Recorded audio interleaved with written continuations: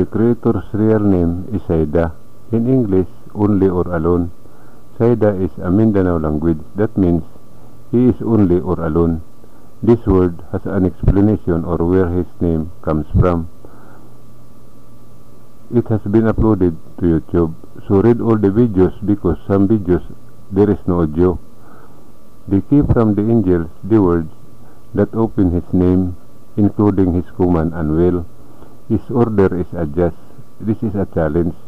That's why they don't know what to adjust and how to do the will of the Creator. The will of the Creator is to 7 days. These are not days of rest or pray. There is no order to pray.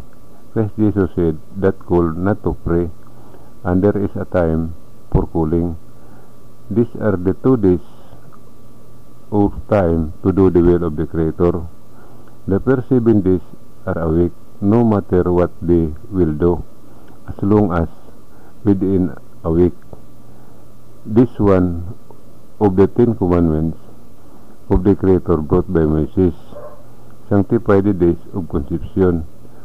It is translated into lesson of pagan. Sanctify the days of rest or Sabbath, because the one who wrote is a man, the one who conceives is a woman.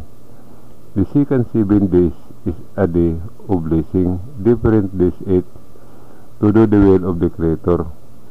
These 2 days are sin. How to do the will of the Creator? We'll teach it where the person starts. Those who want to live in that place are the people who will be taken to the door of paradise in heaven, and they are the people who will enter heaven alive. The law in that place is equal, and in that place the word will be fulfilled or done of the Creator who told Adam and Eve that your food comes from what you sweat. The last thing Christ Jesus said, I will call you. Nothing said that will save a person. If you know something that he will save the person, that was added of the writer. I said the reason. When Christ Jesus announced that he was leaving, his disciples asked when he would return. His answer is that when their cold is fully gone, what is written should not happen during the winter, because the writer does not know that there is ice or glaciers in the world. For those who want to enter heaven, there is a mission to encourage the blind. It is necessary to do a mission for it to those who are blind to the truth. All who believe in the books, they are blind to the truth. There is no need to explain. The question is what to do. This channel will post on YouTube, Minando Heavenly News. When someone asks or comments, it means that the mission is over. To use social media such as Facebook, Instagram, Twitter, etc.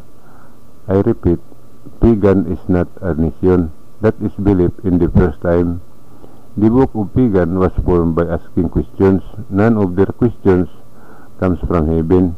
The name pagan has been changed to the name now called religion. All the books that there is a visible sign of 2 dots, that is teaching of the pagan. The water that has a spirit, it is the way, the truth, and the life. No one can enter heaven if he does not drink water that has a spirit, because that is a promise. The Iglesia is not a religion, and it is not a church. He is a person who stood there on the stone that became commitment to Mindanao, Philippines. Why I said something different than what is written? There is a reason to read all the videos to know the truth. At the time when Christ Jesus was born, Joseph and Mary traveled to Jerusalem because they did not know when Mary would give birth. During their journey, they found out that Mary would give birth so they went to the animal pasture, and there Christ Jesus born. Will not believe in the time of Christ Jesus there was snow. The presence of snow happened because they killed Christ Jesus. That is punishment in that place. This message has been translated into different languages so that the whole world knows that the word is on the verge of showing signs that it will end. It's time to choose. What will you choose? Do you stay in your belief or enter heaven? The door of heaven is in the Philippines. Christ Jesus is already calling people who want to enter heaven. It's a commandment, not this religion. Question: is there is a creator? What is his name? What are his commands?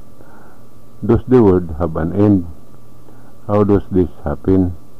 Is there a heaven? How to enter heaven? All the answers are placed in the nature, in this name of the country, Philippines. These are the words of the time in the name of the three groups of island, Luzon, Visayas, and Mindanao. Their names and letters are words of the time. It must be explained by the actual, because this is the end of the world, and it contains the name of the Creator, and as well, the Creator's real name is Saida, Mabuhay. The words that are set in nature, these are the words of the time that has been hidden for so long. It is now open, and no other person knows it except me, because I have been given the right to know the secrets. I will explain them personal and actual, because it is not understandable if I just say it and write it down. No one will believe it. The whole world needs to know it's about to end. I and the water are the promise of Mindanao, Philippines. I am the iglesia that stood there on the stone that Christ Jesus said to Peter. I have the Spirit that will be put into the water. I will accompany the people there to the door of paradise in heaven. The door of paradise in heaven is in the Philippines. It is not visible, but it has a sign. For the people I will be with, let this sign be known to them. The end of the world is written, how it will happen. It has a sign. The true name of the Creator and His will are placed in nature. All of this I will say in my actual explanation, except for the sign of the door places of paradise in heaven, because I will say it there where it is placed. It is visible. Follow this channel, because in 1 month I will upload your national language, and to know when I will go live and actually explain. I don't insist those who don't want to believe. No human being conceived is fully human. When the end of the world comes, the one who wants to be saved will make his own salvation. It will teach him how to survive when the end comes. Mabuhay.